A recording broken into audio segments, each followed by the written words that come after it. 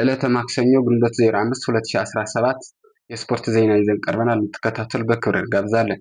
ከዓለም ዋንጫ ሩብ ፍጻሜ በክሮኤሺያ ተሸንፋ የተሰናበተችው ብራዚል ለካርሎ አንቸሎቲ የብራዚል ብሔራዊ ቡድን አሰልጣኝ አድርጋ መሾሟን በይፋ ገልጻለች። ካርሎ አንቸሎቲ ከስፔኑ ክለብ ሪያል ማድሪድ የሲዝኑ መርሃ ግብር ከተጠናቀቀ በኋላ ከግንቦት 26 ጀምሮ የብራዚል ብሔራዊ ቡድን አሰልጣኝ ይሆናሉ።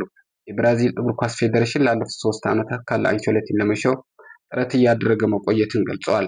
ካርሎ አንቸሎቲ በማድሪድ የነበረን የውጤት ማሽቆልቆል ተከትሎ ሌሎች አማራጮች ፍለጋ ሲባዝኑ በማስተዋላቸው ቀደም ብሎ እንደተቀበሉት ይገለጻል። ብራዚል ለካርሎ አንቸሎቲ በዓመት 10 ሚሊዮን ዩሮ ገደማ ትከፍላለች። ኮንትራታቸው ለ2026 የዓለም ዋንጫ የሚዘልቅ ሲሆን ከዓለም ዋንጫ ውጤት ታይቶ እስከ 2030 የዓለም ዋንጫ እንዲታደስ ተደርጎ የተሰራ ነው። ካርሎ አንቸሎቲ ብሔራዊ ቡድኑ ሲረከቡ አብዛኛዎቹ ተጫዋቾች የማድሪድ በመሆናቸው ብዙም እንግዳነት እንደማይሰማቸውና የብራዚል የዓለም ዋንጫ ክብር እንደሚመልሱ ተስፋ ተጥሎባቸዋል።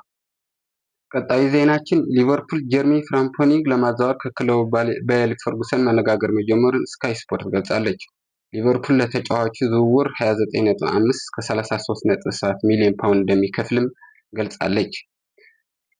ቀጣይ ዜናችን የኖቲንግሃም ፎረስት ናይጄሪያዊ አጥቂ ታዮ አውኔ ከሌስተር ጋር በነበረ ግጥም መጎዳቱን አስቸኳይ ሰርጀሪ እንደሚያስፈልገው ክለቡ ኖቲንግሃም ፎረስት ገልጿል።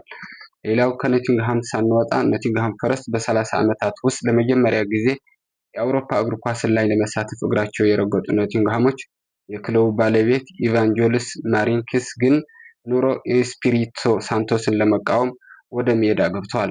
ወራጅ ቀጠና የሚጫወት ቡድንን እዚህ በማድረሱ ክብር ሊሰጠው የሚገባን አሰልጣኝ እንዲህ የሰራውን ስራ ማጣጣል ተገቢ አልነበረም ሲሉ ብዙዎች አስተያየታቸውን ሰጥተዋል። ለዕለቱ የነበሩን ዜናዎች ይህን መስል ነበር። ስለተከታተላችሁን እናመሰግናለን።